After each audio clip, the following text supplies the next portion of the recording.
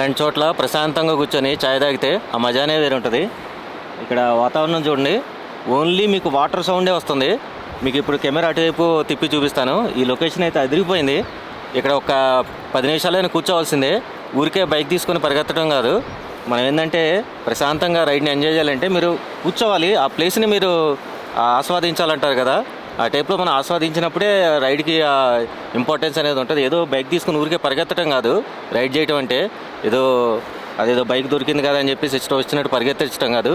ఇలాంటి లొకేషన్స్కి మనం వచ్చినప్పుడు ఆ లొకేషన్లో ఉన్నటువంటి అట్మాస్ఫియర్ని మనం ఫీల్ అవ్వాలంటే అక్కడ కూర్చోవాలి. ఇది ఇప్పుడు నేను చక్కగా కుర్చీ వేసుకొని కూర్చున్నాను. ఇలా కుర్చీ వేసుకొని కూర్చొని చక్కగా చాయ్ తాగుతున్నాను, ఈ లొకేషన్ ఎంజాయ్ చేస్తున్నాను.